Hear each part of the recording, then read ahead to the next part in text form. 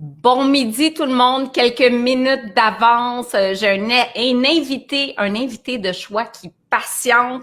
Je vous le présente pas tout de suite, je vais attendre que les gens se greffent. Là, je vois zéro personne, là, que ça s'en vient, ça va monter tranquillement. Donc, on va avoir beaucoup de live tous les midis. Et Amélie, dans mon équipe, a travaillé très fort parce qu'on a un programme incroyable pour le mois de février et le mois de mars. On va avoir Je m'entends Non, en... non, c'est pas.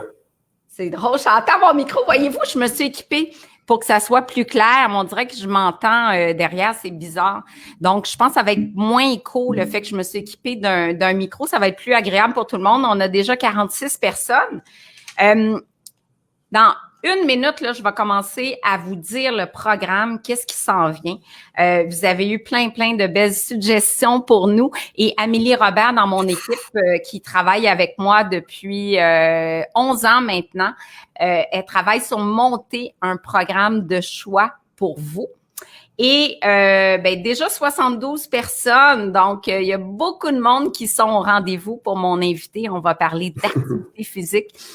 On parle d'activité physique, pourquoi? Parce que c'est important de bouger, on le sait, on le dit depuis tellement longtemps. Et on voit dans les sondages qu'il y a 31% des Québécois qui bougent moins depuis l'arrivée de la pandémie, le 13 mars dernier, là, depuis le confinement. Les gens ont moins de motivation. Les fermetures des gyms, c'est sûr que ça n'a pas aidé du tout. Puis aujourd'hui, on a un expert pour vous encourager à bouger plus et trouver des façons, en fait, de bouger dans le plaisir, hein, parce que c'est José Lavigueur, mon ami, me le dit tout le temps, faut trouver quelque chose qu'on aime faire. Et ça, c'est vraiment important. Puis il y en a tellement pour tous les goûts. Alors, on va aborder tout ça. Avant, je vais vous donner l'horaire des prochains lives. Donc, c'est toujours un rendez-vous le mercredi, midi 15. Ça dure à peu près 30 minutes. Des fois, on déborde un peu.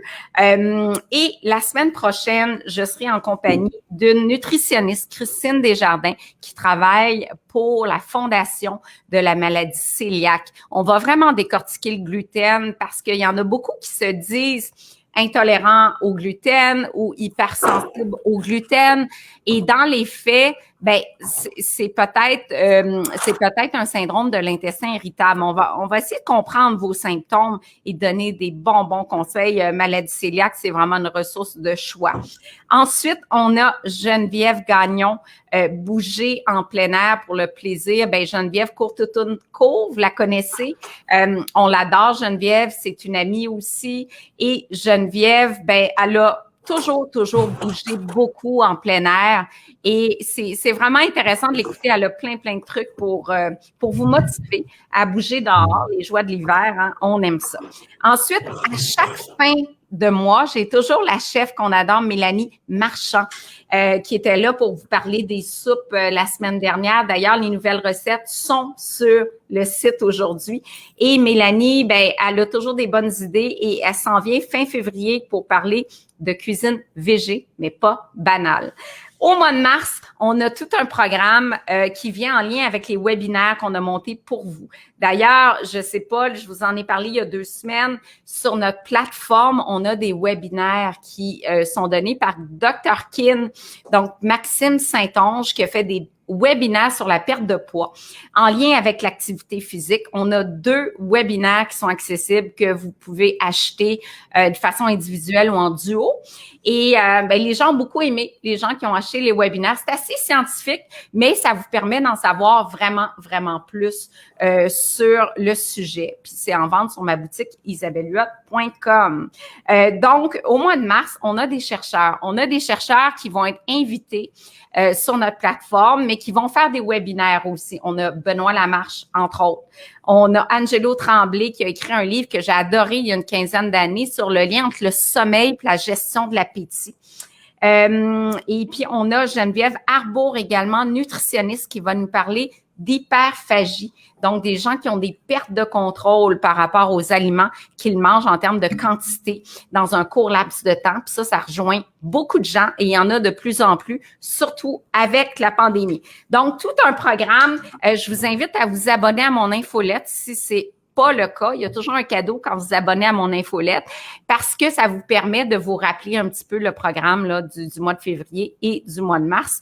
Et si vous avez des suggestions pour le mois d'avril, vous êtes les bienvenus. On va avoir, entre autres, mon amie Nathalie Martin qui vient de faire un livre sur la gestion de l'anxiété et du stress au travail. Donc, ça va être vraiment super intéressant. Sans plus tarder, parce qu'on a plus de 115 personnes, je vais vous présenter mon invité aujourd'hui qui va vous aider à bouger plus, toujours dans le plaisir. C'est Jean-Denis Thompson. Il détient un bac en activité physique de l'UQAM. C'est le directeur du département d'entraînement chez Énergie Cardio depuis 21 ans.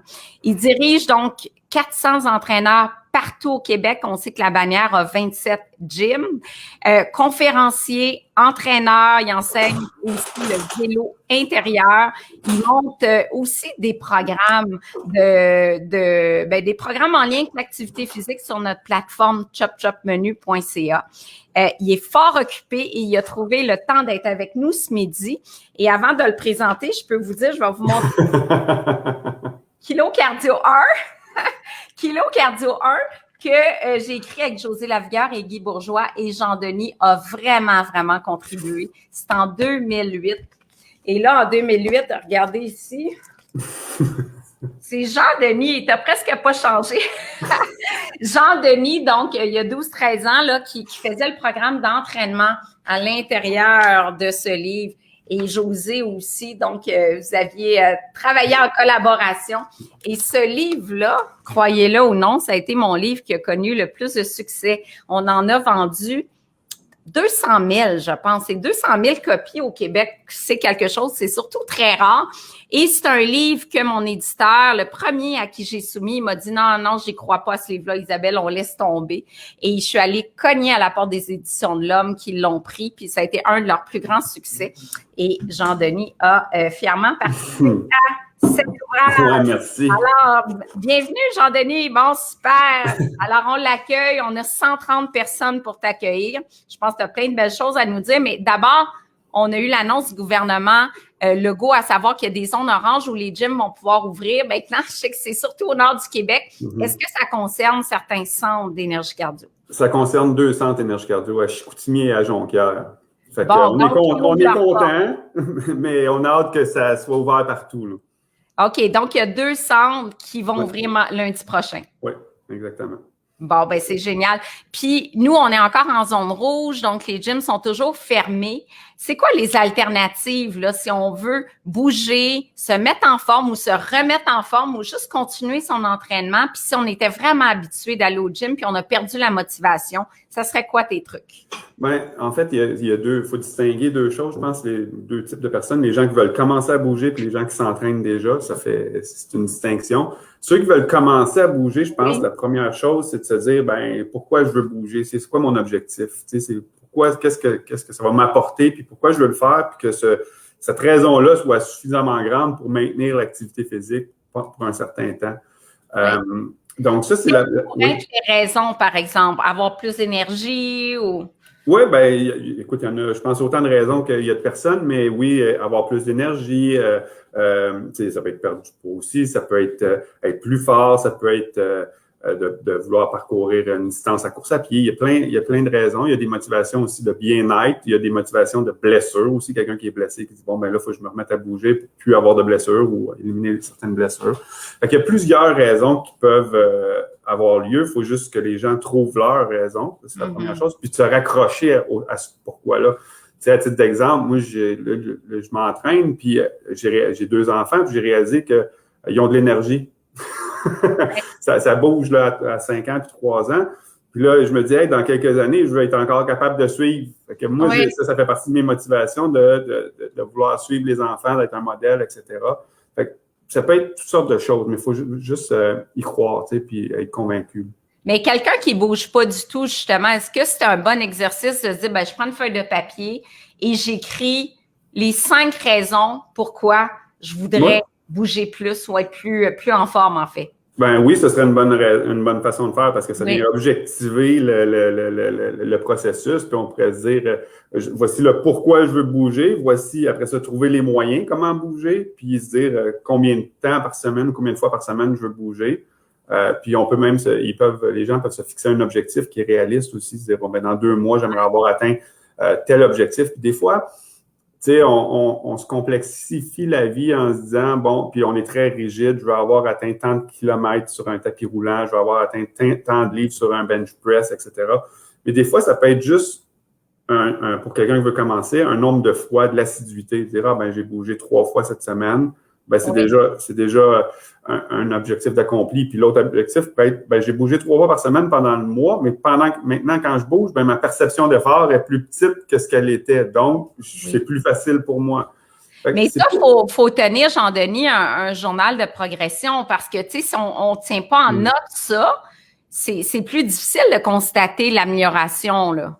C'est certain. Quand on le note, c'est sûr on peut faire un retour sur qu'est-ce qu'on a fait puis voir, tu sais, objectivement, concrètement, l'amélioration. C'est certain que ça va mieux. Mais il faut pas se limiter. Je pense que c'est un message qui est important à passer aujourd'hui. C'est, tu sais, on est mieux de bouger que de pas bouger parce on veut être trop bien équipé ou il y a trop de considérations à prendre. Mais tout à fait, 100% d'accord. On a notre objectif, on a notre agenda, on a nos progressions, puis après ça, on peut les mesurer, puis ça, c'est génial. Là. Et comment on fait pour mesurer? Tu parlais de perception de l'effort. Comment on fait pour mesurer justement, c'est quoi? C'est une échelle de 0 à 10? Oui, tout à fait. Ben, tu sais, en fait, il y a 2 façons qu'on peut le faire, puis il y en a une que j'utilise beaucoup, puis je trouve ça super le fun. Mais exemple, Isabelle, tu vas faire une marche à l'extérieur. Tu dis, OK, je m'en vais marcher pendant 1 heure. Ben, à la fin de la marche, tu dis, bon, ben, à mon niveau à moi, à mon idée à moi, sur une échelle de 1 à 10, ça équivaut à combien d'efforts? Okay. Là, spontanément, tu vas dire, ah, ben, c'est 6 sur 10. Puis là, 1 mois après, tu refais la même marche, à peu près à la même intensité, puis là, tu vas spontanément dire, ah, ben, là, je suis à 6 sur 10. Fait que là, tu vas pouvoir dire, ah, ben, pour un même 5 km, ben, à une vitesse telle, ben, mon effort est moins grand, mon effort perçu est moins grand. Mais comme expert en activité physique, la marche, tu vas me dire que c'est pas suffisant, hein?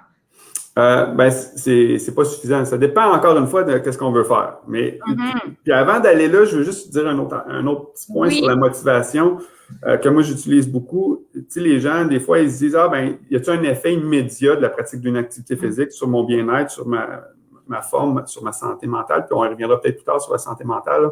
Mais c'est de se dire, avant l'entraînement, encore sur une échelle de 1 à 10, je me cote à combien mon bien-être? Est-ce que j'étais à 1, 2, 3, 4, 5, 6, 7, 8, 9, 10? C'est pas grave. Puis là, je vais faire une activité physique. Je reprends ma marche de 1 heure, là, puis je reviens. Puis après ça, je recote mon état de bien-être. Je peux garantir que l'état de bien-être va être plus élevé qu'avant la marche. Ouais. Fait que ce qui veut dire, c'est que quand on se sent fatigué, quand on se sent qu'on est un peu peut-être déprimé, quand on se dit, ah, ben, il manque de lumière, etc., ben, je vais bouger. Puis très certainement, après, on se sent mieux. C'est une façon de le quantifier. Et ça peut être l'élément de motivation, justement, quand on est à la maison, on est tout emmitouflé, puis on dit, bon, faudrait bien que je bouge, mais tu sais, il manque le petit oomph qui fait que on embarque sur un programme virtuel où on sort dehors, là.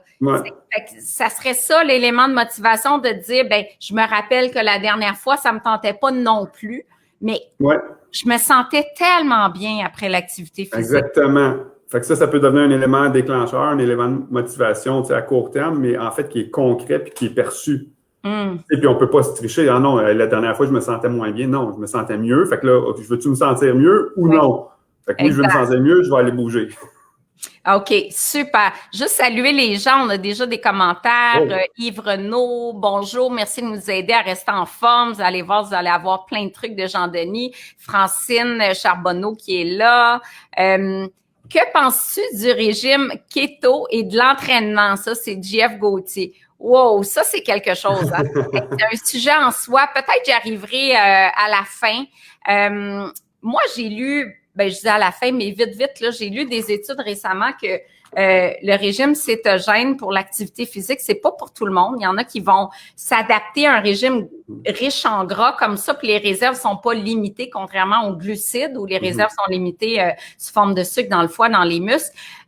Mais j'ai lu des études comme quoi il y avait une fonte musculaire qui était supérieure sur le régime cétogène qu'une approche qui est riche en glucides, qui est l'approche traditionnelle qu'on prend dans le cas de l'activité physique. Et en fait, plus qu'une étude qui rapportait une fonte musculaire, donc j'ai des bémols sur cette approche-là. C'est sûr que ça peut être pratique dans le sens où quand tu cours un marathon, souvent tu apportes des gels de glucides, donc parce que tu as besoin de sucre à un moment donné, ton corps a besoin de sucre pour continuer, c'est le carburant. Et là, tu es moins dépendant d'apports exogènes extérieurs en sucre. Par contre, la fonte musculaire, ça m'inquiète parce que le cétogène, c'est pas un régime qui est riche en protéines, c'est un régime qui est riche en gras. Il y a toujours 15% de l'apport énergétique qui vient des protéines, pas plus. Donc, en général, on le recommande pas trop. Et on a déjà 160 personnes avec nous, Jean-Denis. Wow. Bon, c'est super, ça monte. Jean-François Ménard, écoute, je sais pas si tu le connais, c'est un ami à toi. On a des questions sur des suppléments de protéines. Bon, très intéressant, Manon, merci beaucoup. J'ai une bonne question de Manon ici. Ça, c'est bon, regarde, je pourrais la mettre ici. Est-ce que tu peux lire? J'ai eu une chirurgie bariatrique. La peau est restée flasque, c'est le cas. Souvent, il y a une perte de poids quand même d'une centaine de livres. J'ai jamais atteint un poids santé. Je suis restée dans la zone obèse avec 30 livres en trop et depuis 2 ans, j'ai repris 20 livres. Est-ce que l'exercice va aider pour avoir moins de peau flasque? C'est une très bonne question, Manon, et ça peut rejoindre beaucoup de monde qui ont la chirurgie ou qui ont une perte de poids importante. Qu'est-ce que tu répondrais à ça? C'est évident que, tu sais, quand on a pris du poids, la peau, elle s'étire, tu sais, parce que le gras qui est là prend la place, la peau s'étire, etc. Puis c'est plate, mais ça reviendra jamais à 100%. Il peut y avoir une amélioration, mais, donc, l'exercice en soi, remplira pas l'espace de la peau qu'on a besoin. Par contre, l'exercice va aider à dépenser les calories. Si on prend un peu de masse musculaire, ben là, on prend un petit peu plus de place. Donc, on va avoir une silhouette qui va être plus à ce qu'on voudrait qu'elle soit.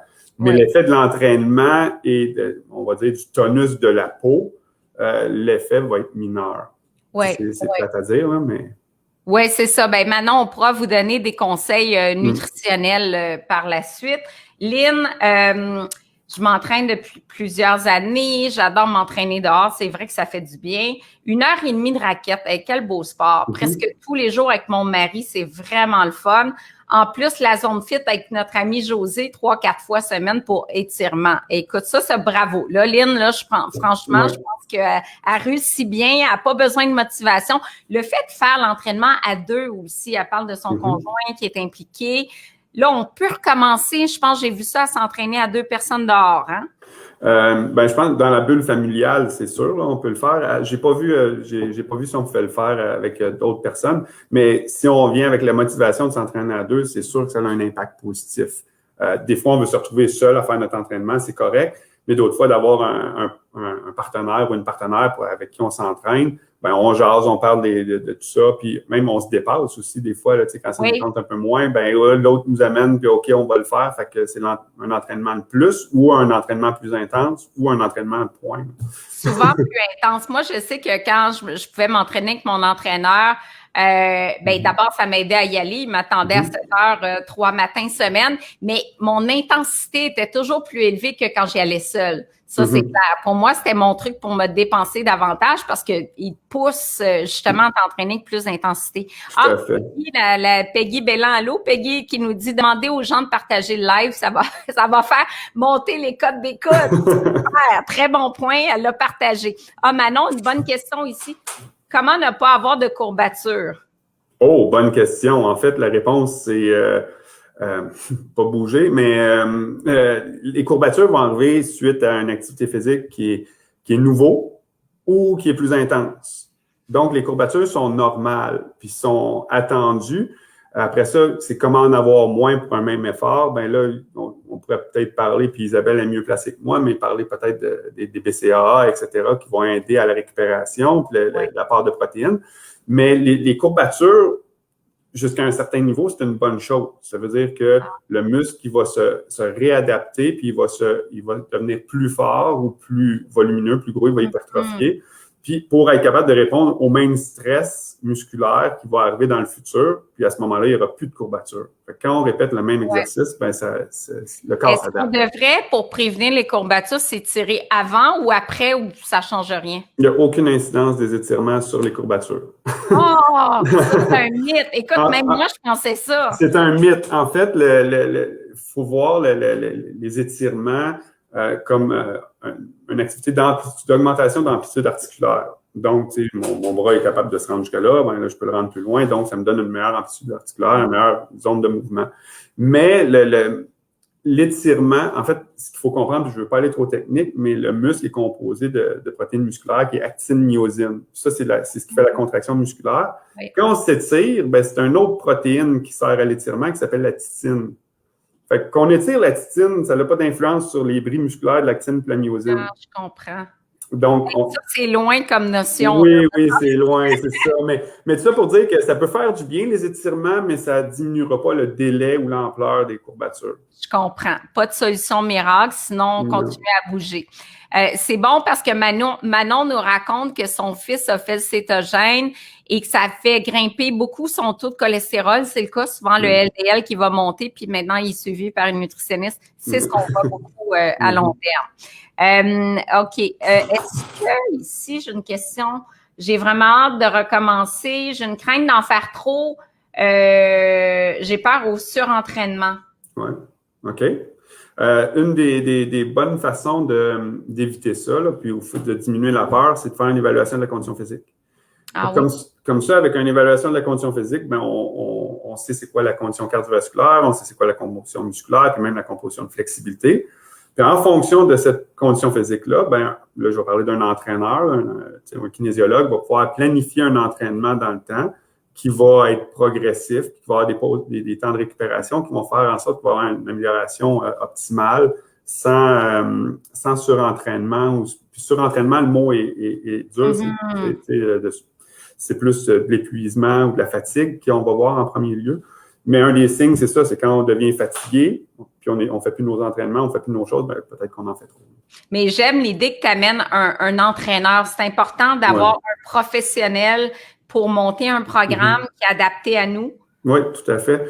Mais tu sais, je pense, l'exemple qui me vient en tête, là, tu sais, Isabelle, tu pourrais me dire, ben, tu sais, prends de la farine, prends du beurre, prends des patates, prends des fruits, prends toutes sortes d'aliments, mets ça sur la table, prends des chaudrons, prends un four, prends un micro-ondes, puis bon, ben, Jean-Denis, là, fais une recette qui va être bonne. Là, je vais te dire, wow, attends une minute. Avec l'expérience que j'ai, ben, je vais peut-être juste choisir la pomme que je connais, tu sais, qui est comme une valeur sûre, tu sais. C'est sûr. Mais avec tout ce qu'il y a sur la table, puis les éléments que j'ai pour construire ou faire, je vais avoir de la misère, c'est la même chose au niveau de l'entraînement. Tu sais, il y a les exercices, il y a le tempo, il y a le temps de récupération, il y a le volume, il y a plein de choses. Puis les entraîneurs sont là pour faciliter la vie de tout le monde. Dire, ben regarde, on connaît ta situation, on connaît ton objectif, voici qu'est-ce qui est le mieux pour toi. Ça fait que ça sauve du temps. Ben oui, puis des douleurs aussi, parce qu'on voit tellement de gens qui s'entraînent pas de la bonne façon, puis ça peut être dangereux pour se blesser aussi. Oui. Puis tu sais, on parle de se blesser pas de la bonne façon au niveau technique, mais la question j'ai oublié son nom qui était juste avant, ben, le volume d'entraînement, des fois, on l'oublie, mais si je m'entraîne trop, ben ça a une incidence sur la motivation. Donc, plus de motivation, plus d'entraînement, l'objectif pas atteint. Fait que, tu sais, il y a plusieurs incidences, là. Il y a l'exercice en soi, le volume, etc. Exact. Hélène, qui est toujours au rendez-vous. Bonjour Hélène, bon midi. Dernière question, on s'entraîne régulièrement, on développe du muscle. Est-ce que ça influence le poids sur la balance? Et là, tu pourrais parler de ce que vous offrez chez Énergie Cardio comme mesure du taux de gras et de la masse musculaire, parce que c'est sûr que le muscle pèse plus. Donc, quand on se pèse, on commence un programme d'entraînement, on a l'impression de gagner du poids, mais on perd du gras puis on gagne du muscle. Là. Ben, c'est ça. En fait, la balance nous donne un indice de, bon, notre poids, il monte ou il descend. C'est ça que ça nous dit, la balance. Mais ça ne nous donne pas la composition corporelle. De quoi est fait ce poids-là? Exemple, 150 livres, on ne sait pas. Donc, oui, effectivement, chez Énergie Cardio, on a la bioimpédance avec le InBody qui nous permet d'estimer la composition corporelle. Il y a plusieurs méthodes d'y arriver. Il y a les pinces qu'on connaît à appli cutané. Bon, mais nous, on a choisi cette façon-là parce que c'est simple, c'est facile. Puis là, ça va dire, bon, ben voici la quantité de gras qu'il y a dans le corps, voici la quantité de muscle qu'il y a dans le corps, voici la quantité d'eau qu'il y a dans le corps, puis voici la quantité de muscle sec qu'il y a dans le corps. Et en fonction de ça, puis aussi, ça va nous dire la répartition du muscle et du gras ah oui, j'adore ça parce que tu sais que, par exemple, tu as un côté qui est plus développé, on a souvent un côté plus fort. Donc, on va dire que tu as une masse musculaire dans la jambe ou les quadriceps supérieurs à droite. Fait que là, on peut changer l'entraînement pour essayer d'équilibrer ça aussi. On va l'adapter, mais fait que donc, avec cette évaluation-là, puis, tu sais, je reviens à la notion d'évaluation, si on n'évalue pas, on ne sait pas, là. Tu sais, en anglais, il dit « If you're not assessing, you're guessing ». Fait que si on n'évalue pas, on devine. Donc, l'évaluation de la composition corporelle, puis là, on pourrait voir, écoute, j'ai 20 kilos de masse musculaire, puis j'ai 15 kilos de gras. Puis on réévalue un mois après, ben là, on dit, OK, j'ai 21 livres de masse musculaire, puis 14 kilos de masse grasse. Puis là, je suis même pas sur la balance, mais la silhouette va changer. Moi, j'adore ça parce que justement, c'est très motivant de voir que même si tu as le même poids, ben, ta composition corporelle change. Ouais. Donc ça, j'imagine qu'il faut attendre l'ouverture des gyms pour aller faire ce test-là. Là. Non, on peut faire de l'évaluation de la condition physique en ce moment avec un kinésiologue. Nous, dans nos gyms, non, en réel, on a droit aux rencontres d'évaluation. Ouais. OK. Donc, c'est un service professionnel. OK, bien ça, c'est génial, mais on va où si on veut faire On prend un rendez-vous avec notre énergie cardio là, près de chez nous.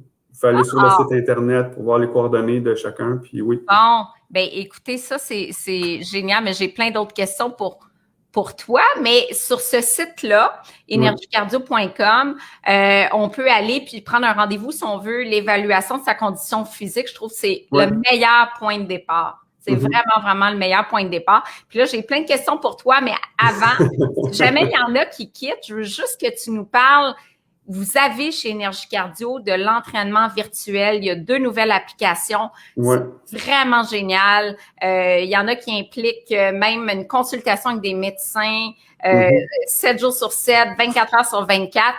Parle-nous de ça. S'il y en a qui doivent quitter, au moins, on aura l'info, puis on fera un petit rappel à la fin. Oui, oui, effectivement. C'est pas parce qu'Énergie Cardio a été confiné qu'on n'a pas été actif. C'est clair. D'ailleurs, je salue Claire et Evelyne là, qui font un travail remarquable. Tout à fait. Là. Oui, félicitations Claire, félicitations Evelyne, là, chapeau. Oui, effectivement. Donc, pendant le confinement, puis depuis un certain temps, on a développé 2 plateformes. Une plateforme virtuelle où les gens peuvent retrouver des cours en groupe qui sont préenregistrés, donc qui sont récurrents, puis ils sont faits de façon professionnelle. Et on a des cours qui sont en direct aussi. Donc, les cours se donnent dans les centres, puis là, les instructeurs sont seuls. Là, puis, les gens vont aller se connecter à la plateforme puis faire le cours au moment du cours. Mais quel genre de cours, Jean-Denis, qui est offert comme ça? On a les cours de cardio militaire, les cours de vélo. Un nouveau cours qu'on a commencé à offrir l'année dernière aussi, c'est le cours de Fight. C'est comme un Thai box. C'est vraiment populaire. Donc, on a ces cours-là. Puis, si les gens manquent l'heure d'entraînement parce que ce qui est le fun de ça, c'est qu'ils sont avec leur instructeur de cours en groupe qu'ils connaissent ou qu'ils vont découvrir, mais ils peuvent le reprendre en rediffusion pour une semaine. Hey, c'est vraiment génial. Mais quel genre d'équipement on a besoin si on veut participer à ces cours-là puis on est à la maison, par exemple? Je vous dirais que toutes les courses, à part le vélo, là, c'est un vélo, là, mais toutes les autres cours, ils se font ils peuvent se faire sans équipement. Mais si on parle d'équipement qui serait de base, ce serait un tapis de sol pour avoir des poids de 2, 3, 4, 5, 10 livres. Peut-être un élastique. Ce serait l'équipement là, minimal requis. Puis, c'est sûr que c'est ça. Fait que c'est les cours qu'on aurait, l'équipement qu'il aurait besoin. Peut-être un step s'il y en a qui n'ont. Parce qu'il y a un abonnement où on a accès à une centaine de cours. Sinon, il y a l'abonnement où on peut prendre des cours en groupe, en direct. Ça peut être super motivant aussi. Et puis, il y a la nouvelle plateforme 360, là. Oui, ben ça, en fait, le 360, c'est nouveau. On l'a lancé là. C'est avec la télémédecine. Donc, ce qu'on voulait réaliser avec cet abonnement-là, c'est d'avoir vraiment un 360 sur la santé des Québécois en se disant, on va combiner l'entraînement et l'entraînement virtuel, puis la télémédecine et l'entraîneur. Donc, les gens qui font s'abonner au 360, c'est qu'ils ont accès à l'entraînement virtuel avec la plateforme d'énergie cardio virtuelle sur leur téléphone ou sur l'ordinateur, puis ils ont tous les cours. Ensuite de ça, ils ont accès à la télémédecine 24 heures sur 7. Donc, pour l'avoir essayé moi-même, on télécharge l'application, on rentre nos coordonnées, puis quand il y a un problème médical qui arrive, ben on envoie un texto, si on veut, via l'application. Puis là, il y a un premier répondant qui nous demande des informations. Ensuite de ça, on se fait transférer, si nécessaire, à une infirmière clinicienne. Et si nécessaire, encore une fois, ben, il va y avoir une visioconférence avec un médecin. Hey, c'est complètement génial, cette accessibilité-là à des professionnels de la santé, dont un médecin. Il y en a encore qui n'ont pas de médecin de famille. Oui. Est-ce que ce médecin-là pourrait aller jusqu'à renouveler des prescriptions? Ou... Oui. Hey, c'est incroyable. C'est fou comme service, tu sais. Puis c'est relié à TELUS Santé aussi, qui ont récemment acheté Médicis, mais c'est complètement génial. Oui, c'est ça. Donc, non, c'est vrai. Puis pour l'avoir utilisé là, avec ma famille, là, c'est vraiment rapide. Puis c'est génial. Puis l'autre point qu'il y a dans le 360 aussi, c'est que on a une autre application qui s'appelle l'Énergie Cardio Entraînement. Et dans cette application-là, il y a des plans d'entraînement, des recettes que tu nous as transmis. Et des plans d'entraînement, puis une connectivité avec les montres intelligentes et les différentes applications. Et aussi, il y a un chat box dans lequel le client peut communiquer avec un entraîneur. Puis souvent, ça va être moi qui vais les prendre. C'est fait que je vois les questions des clients, puis on essaie de les orienter dans leur entraînement puis les aider à ce niveau-là. C'est vraiment un 360. Il y en a vraiment pour tous les goûts. Hein. Ouais. Fait que peu importe ce qu'on souhaite, notre niveau, on n'est pas entraîné du tout ou on veut juste poursuivre pour garder sa condition physique. Je pense qu'Énergie Cardio offre beaucoup de solutions. J'aime le message de Joanie, kinésiologue et nutritionniste, les meilleurs alliés pour retrouver santé. Ben oui, ben merci beaucoup Joanie. Je pense que d'une part et d'autre, d'avoir un entraîneur, d'avoir un ou une nutritionniste qui s'accompagne. Moi, je suis associée avec Équipe Nutrition. On a 65 cliniques, on a plus de 40 nutritionnistes dans l'équipe, donc on offre du virtuel et même en personne aussi. Donc rien ne vaut se faire accompagner par quelqu'un, ça c'est clair. Ah, j'ai une question ici. Est-ce que peut-être faire la différence entre Econo-Fitness puis ce que vous offrez en ligne, c'est pas du tout la même chose, là. Non, c'est ça. En fait, il y a plusieurs années, Econo-Fitness était une division d'Énergie Cardio. En fait, Énergie Cardio puis Econo-Fitness étaient deux divisions de Vivre en forme. Maintenant, les deux compagnies se sont complètement dissociées.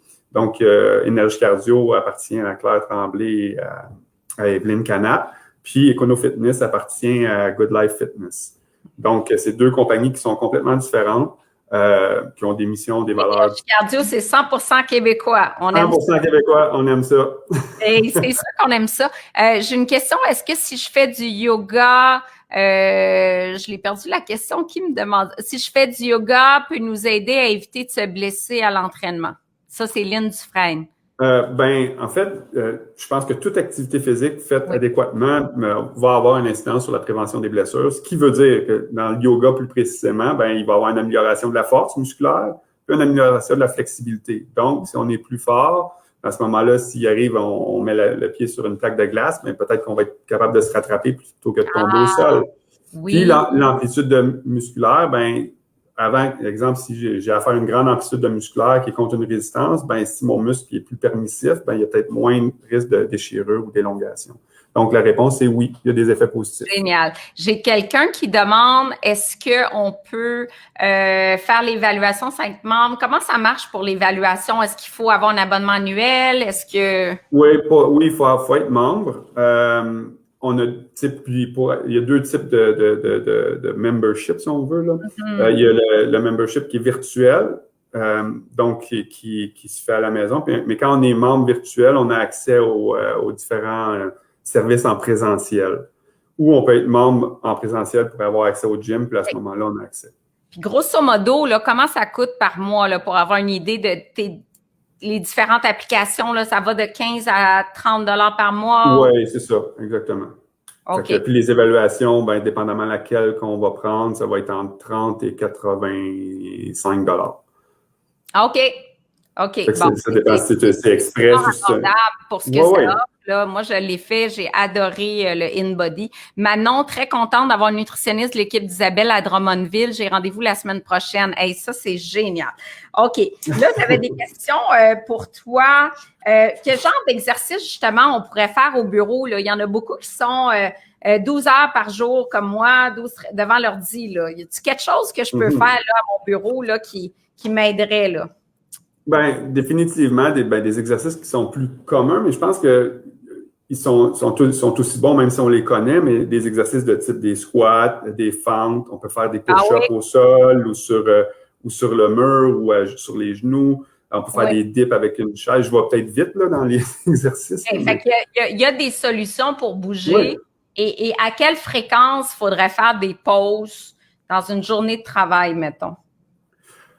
Ben, régulièrement, je pense, pour les gens qui travaillent assis, exemple un bureau, comme on est présentement, je pense que le premier conseil à donner, c'est de ne pas rester dans une position statique longtemps. T'sais, donc, si je suis assis à mon bureau puis je ne bouge pas, c'est à ce moment-là que les déséquilibres musculaires peuvent se créer.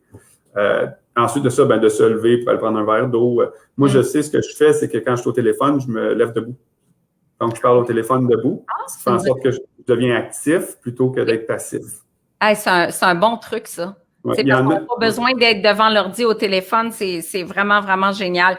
Puis, à l'extérieur, je sais que Geneviève Gagnon, Courtautomne, va nous donner de la motivation dans 2 semaines. Est-ce que, justement, on parlait de la raquette tantôt, c'est un sport qui est quand même exigeant. Pour quelqu'un qui est moins en forme, comme tu disais, une marche, mais est-ce qu'une marche, j'avais une question là-dessus tantôt, je me souviens plus de qui, de quelqu'un qui disait, bon, je marche 1h30, 2 heures par jour. Est-ce que c'est suffisant parce que je pense qu'elle a des douleurs et elle peut pas faire plus que ça? OK. Ben, encore une fois, bon, là, c'est une question très générale, là, mais les recommandations, c'est de bouger 150 minutes par jour. Ça, c'est pour avoir une santé métabolique qui est adéquate. Donc, je bouge, je marche, une intensité qui est... 50 minutes par semaine. J'ai dit par jour, excusez-moi, oui, par semaine. Oui, par semaine. Désolé, oui, par semaine. Bon, fait qu'on peut le fractionner comme on veut ou on serait mieux de faire des plus longues séances? On peut le fractionner. C'est Kino Québec qui nous dit qu'on peut faire 3 périodes de 10 minutes par jour. Donc, l'objectif de ça, là, cette recommandation-là, c'est de bouger. Après ça, il y a la notion qu'il faut comprendre, c'est d'amélioration de la condition physique. Puis ça, c'est 2 choses qui sont complémentaires. Oui. Donc, quand je veux une amélioration de la condition physique, que ce soit au niveau cardiovasculaire ou musculaire, il doit y avoir une surcharge. Donc, il doit y avoir un effort plus grand qui est demandé. Okay. Là, on va avoir une amélioration qui va se produire. Il faut être essoufflé, qu'on n'est pas essoufflé. Ou il faut forcer, tu sais, à soulever quelque chose ou forcer contre son corps. Puis, oui, donc, dans un premier temps, 150 minutes par semaine, on bouge, c'est le fun, bravo, on continue, santé métabolique est là. Mais si je veux améliorer ma condition physique, exemple, je veux aller plus vite sur mon 150 minutes par semaine, je veux marcher plus vite, ben là, il faut que je l'améliore. Fait que là, il faudrait que je fasse de l'intervalle, il faudrait que je fasse des exercices de squat.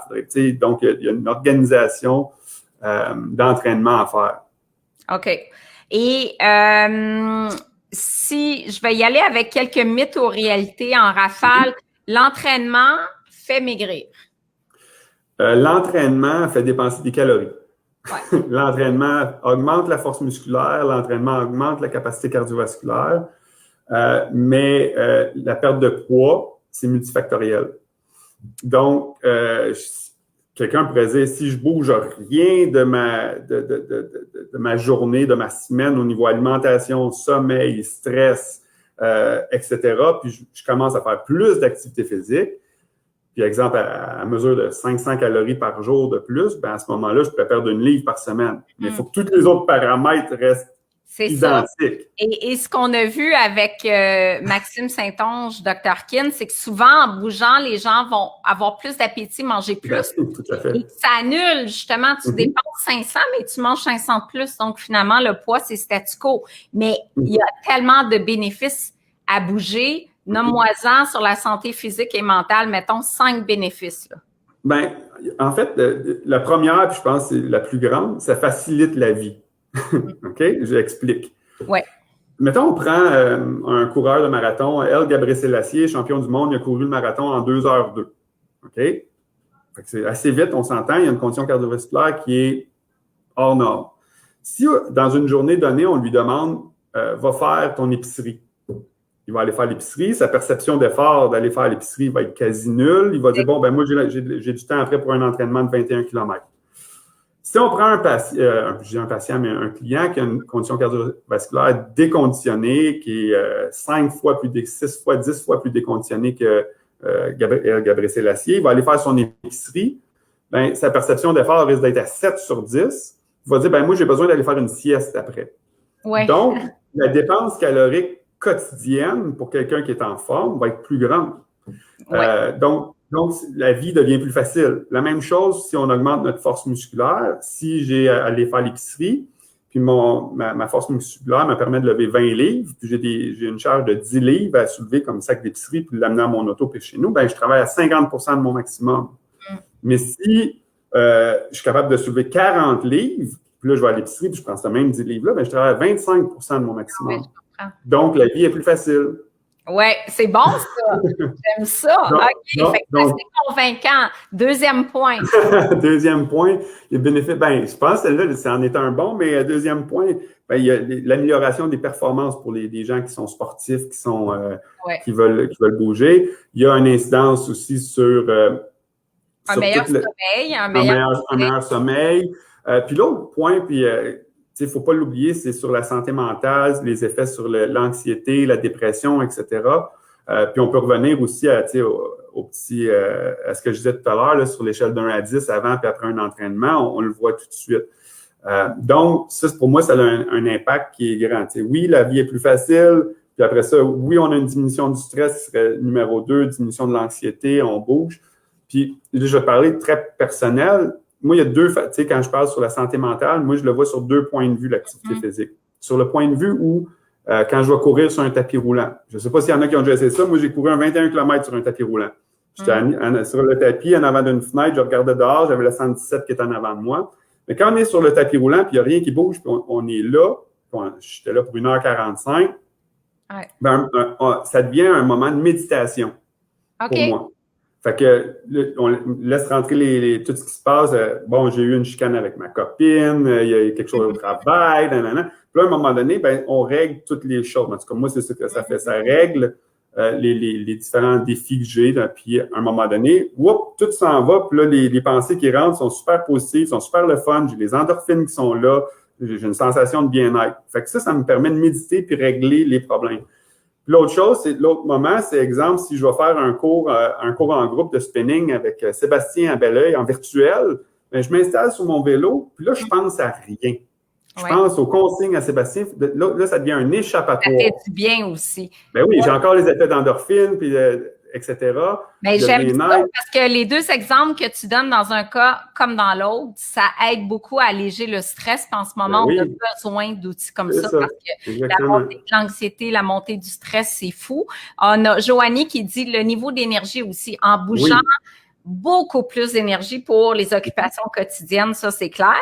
Il y a René, bonjour René, qui nous dit ici, attends, j'aurais 150 livres minimum à peine, je marche environ 2 minutes et je suis très essoufflée, j'ai mal aux jambes, aux genoux, en bas du dos.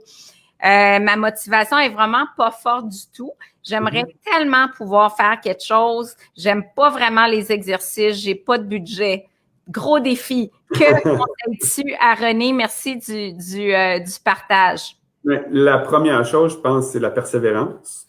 Parce que, faut le voir comme un objectif qui va être à long terme, mais comment on va fractionner cet objectif-là en moyen et en court terme pour avoir des victoires.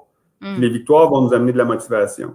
Des petites victoires. Fait que quel genre de victoire on pourrait dire à René, là? Là, elle a mal si elle marche 2 minutes. Fait que ça serait quoi le genre de victoire qu'on pourrait avoir, puis qu'on a atteint ça, on passe à l'autre étape, tu sais? Bon, admettons, je reviens moi, je suis une personne qui aime ça évaluer puis quantifier les choses. Donc, dans son cas, je dirais, OK, après 2 minutes de marche, tu as mal à combien sur 10?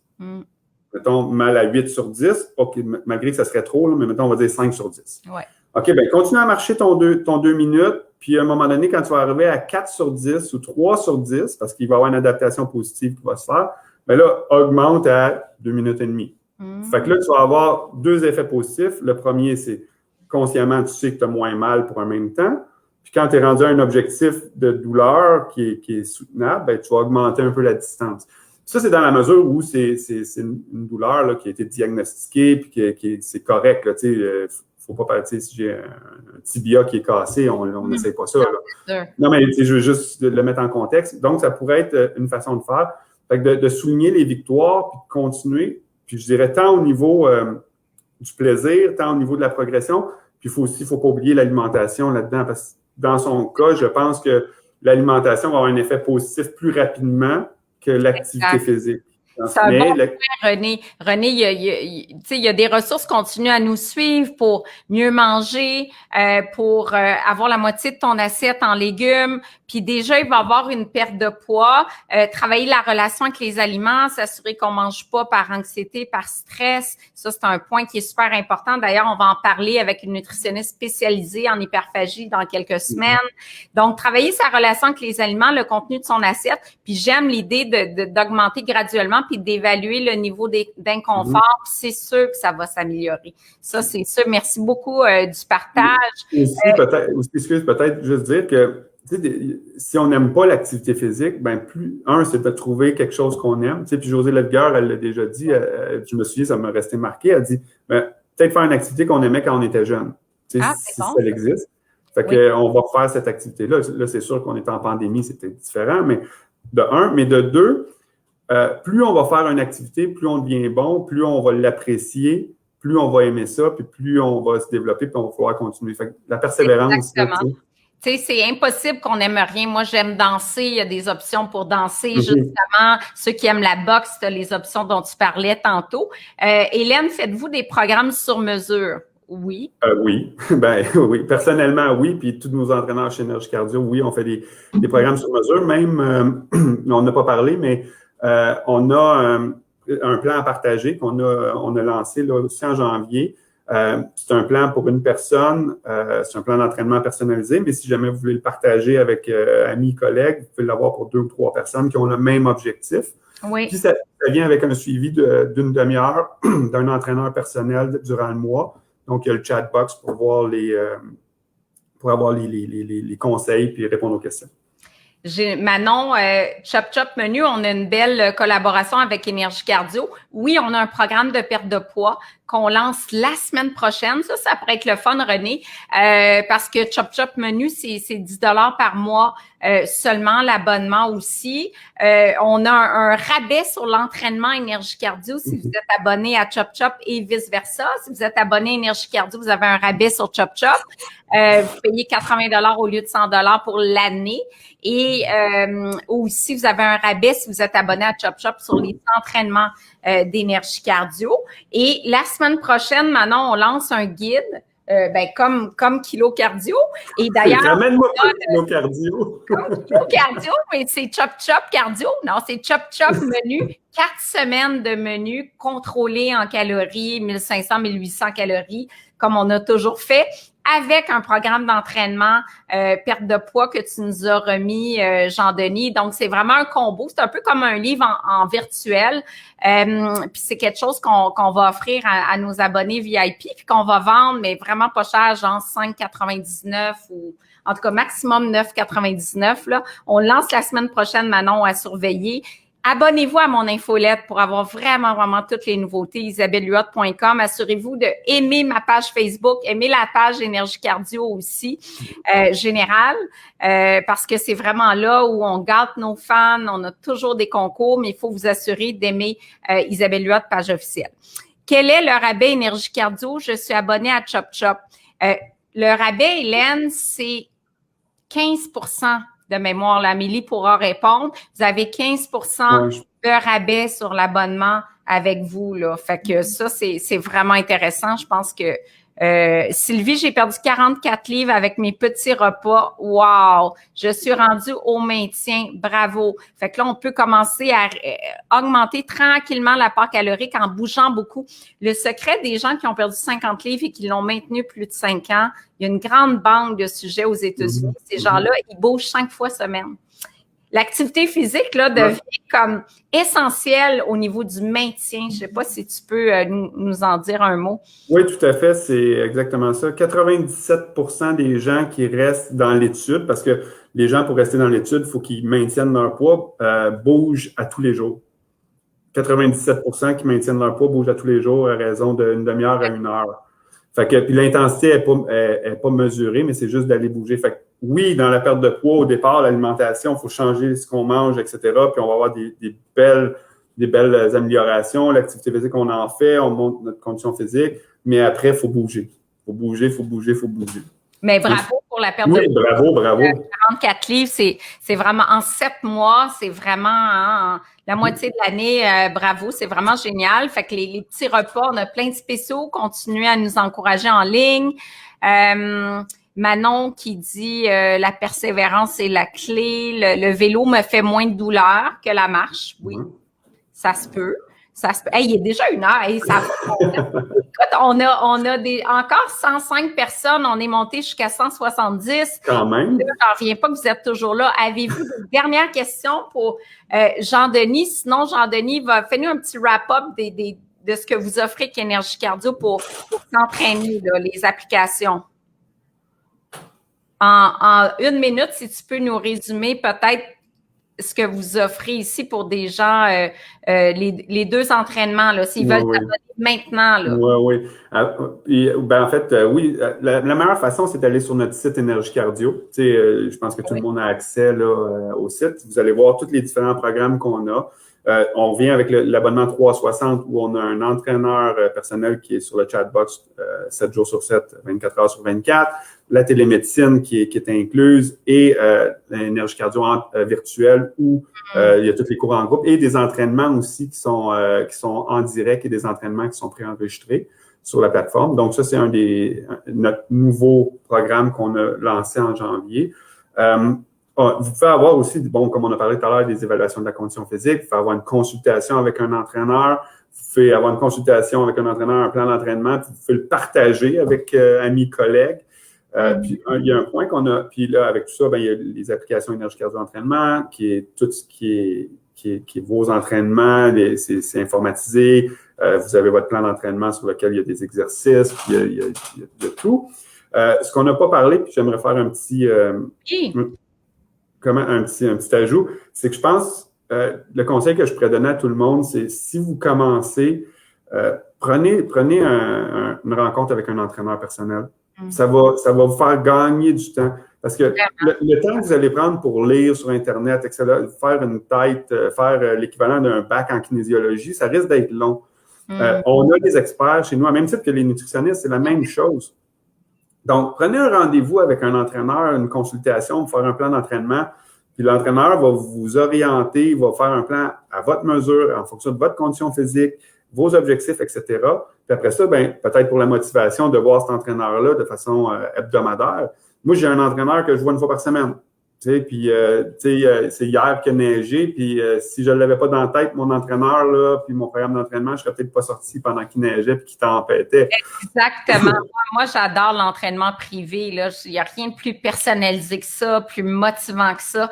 Je pense que puis les gens qui disent j'ai pas l'argent pour, peut-être une, puis après ça, on se dit, je le vois aux 2 mois pour réajuster mon programme, faire un suivi. On n'est pas obligé de se dire, je dois débourser nécessairement chaque semaine. Là. Non, c'est selon les budgets de chacun. Puis des fois, il faut voir, hein, puis moi, ce que j'ai vu dans l'expérience, puis Isabelle, tu as peut-être vu la même chose, mais quand on prend notre santé en main, que ce soit au niveau de l'activité physique ou au niveau de l'alimentation, il y a des choses dans la vie qu'on fait moins.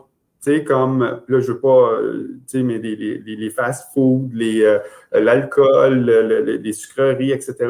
Donc, il y a de l'argent qui se rend disponible, tu sais, dans le budget. C'est vrai ça, parce que tu as le goût de mieux manger, parce que tu as travaillé fort au gym, puis ça va tout ensemble, puis tu veux bien dormir, fait que tu bois moins, tu économises sur l'alcool, tu économises sur des repas take-out au resto, moins de malbouffe, parce que tu sors d'un entraînement, tu veux pas acheter une poutine. Fait que tu dis, je vais me faire une salade au thon, ça coûte pas cher, c'est parfait. C'est mieux pour la santé. Pour la santé, fait que c'est global. Fait que l'argent que vous économisez, peut-être faire un petit compte-rendu de ce que vous dépensez de superflu dans une semaine en alcool ou en autre. Puis après ça, tu peux dire, cet argent-là, je le mets de côté pour ma santé. Puis votre santé, ça peut être l'entraînement privé, ça peut être de consulter le nutritionniste, ça peut être ça aussi. Parce que ça aussi, ça peut faire toute une différence. Et si vous pouvez vous le permettre les deux, ça, c'est sûr. C'est complémentaire. Juste partager, Joanie, maintient depuis presque 1 an avec une perte de 71 livres et elle s'entraîne 4 fois semaine. Et j'adore ce témoignage-là, Giovanni. Puis il faut faire des changements progressifs. On en a parlé au début, tu sais, on n'est pas obligé de... Il faut avoir un objectif réaliste, là, parce que tu sais, tu peux pas dire j'ai de la misère à marcher 15 minutes puis je vais faire le marathon en septembre, tu sais. Non, c'est ça. Mais il y a des progressions qui vont se faire, qui vont bien se faire, tu sais, mais il faut y aller étape par étape, c'est sûr. Investir dans sa santé. Oui, résume. Ton entraîneur.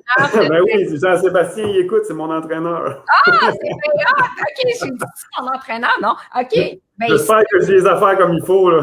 Bon, Jean-Sébastien, parce que tu vois que même avec 20 ans d'activité physique, d'avoir son entraîneur pour un gars comme Jean-Denis, ça fait une différence. Puis pour moi, ça fait une grosse différence aussi. Ben, c'est le fun que tu sois à l'écoute.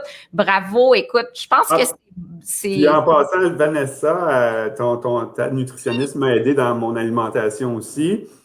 Fait que, tu sais, il faut savoir s'entourer.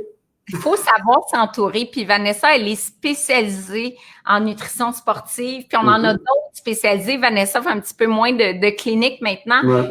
On a 40 nutritionnistes. Fait que si vous avez un côlon irritable, si c'est de l'entraînement, peu importe, on a des spécialistes pour vous. Donc, je pense que c'est un duo gagnant. Fait que je vous invite à prendre soin de votre santé, de bouger plus et de mieux manger. Puis au cours des prochaines semaines, on va avoir plein d'invités. Puis je tiens vraiment à remercier. On a fait 1 heure finalement. Jean-Denis, on avait 100 à 200 personnes tout le long. Merci d'avoir été au rendez-vous. Et puis, ben, allez voir ça, la plateforme virtuelle et puis les applications, c'est vraiment intéressant. Puis moi, j'aime beaucoup l'application 360 où, en plus, tu as accès à un médecin, une infirmière ou un premier répondant qui peut répondre à des questions qui des fois, nous inquiètent beaucoup. Donc, ben, écoute, merci. On va te réinviter. Tu vas te revenir. Ben, c'est certain. En fait, j'aurais une demande pour la prochaine invitation. Montrer les photos du Kilo Cardio 2. Je pense qu'ils sont un peu mieux.